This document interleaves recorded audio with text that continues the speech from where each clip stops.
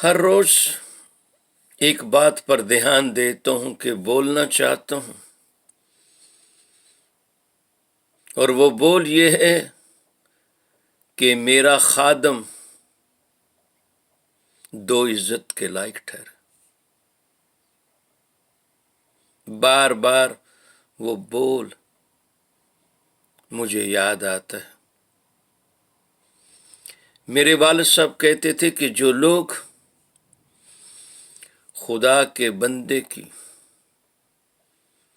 بےزتی کرتے ہیں، اسے حقیر جانتے ہیں، وہ پروردگار کو حقیر جانتے ہیں۔ سب سے جو بڑی بات یہ ہے وہ میں یہ کرنا چاہتا ہوں کہ جس انسان کو تم بار بار اپنی باتوں میں دہراتے ہو، جب کوئی آدمی تمہیں نظر نہیں آتا۔ پاکستان سے لوگ آئے، انہوں نے کہا اب پاکستان میں تو میری سیاست یا میرا دبدبا نہیں چلا، تو چلو امریکہ چلتے ہیں۔ امریکہ آئے اور انہوں نے کوشش کی اپنی بیوی اور بچوں پر حکمرانی کرنے کی، اور انہوں نے کہا تمہیں پتہ نہیں 911 کو نمبر، اور انہوں نے کہا کہ چلو ایک آخری جگہ ہے جہاں اپنے گھمنڈ کو اور اپنے غصے کو نکالتے ہیں، وہ پادری۔ تمہیں جب بھی کسی انسان پر غصہ آتا ہے، اپنے سے زیادہ زوراور پر نہیں، اپنے سے کمزور پر، اور تم اسے بڑا کمزور سمجھتے۔ تم نے دیکھا ہوگا کہ جانا ہے تم نے شادی پر،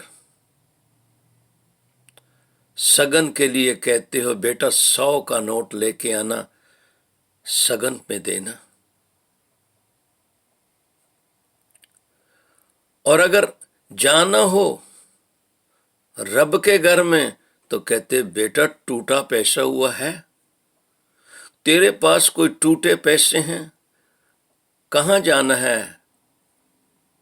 کہتا رب کے گھر میں جانا۔ چنے کو دیکھا ہے تم نے؟ وہ ثابت چنا زمین میں اگتا ہے، اگر اسے توڑ دیا جائے تو وہ دال کبھی نہیں اگتی۔ اور جس آدمی کو تم دیکھتے ہو، جس کی تم باتیں کرتے ہو، اگر وہ اچھا لباس پہنے تو کہتے ہو اتنا چندہ دیتے ہیں تو کپڑے دیکھو کیسے پہنتا ہے، اور اگر اس کے کپڑے اچھے ہوں تو کہتے ہیں کپڑے بہت اچھے پہنتا ہے۔ ہماری ماں کہتی تھی کہ داتری کو ایک طرف دندے ہوتے ہیں مگر کلیسیا کو 2 طرف سے ہوتے ہیں۔ جب تمہارے گھر میں کوئی مرتا ہے تو سب سے پہلے وہ آتا ہے، اور جب تم دفنا کر جاتے ہو گھر کے لوگ تو جلدی آ جاتے ہیں، وہ ایک آدمی ہوتا ہے جو سب سے آخر میں آتا ہے۔ یہ یاد رکھنا کہ یہ وہ شخص ہے جو تمہارے دکھ اور سکھ میں، اور تم وہ ہو، تم خدا کی بےزتی نہیں کرتے، تم اس کے خادم کی بےزتی کرتے ہو، اور وہ اس کا ہے۔ اسی لیے میں کہتا ہوں مت اتارا کرو جوتی رب کے گھر میں، تم نے اپنا گھمنڈ تو اتارا ہی نہیں۔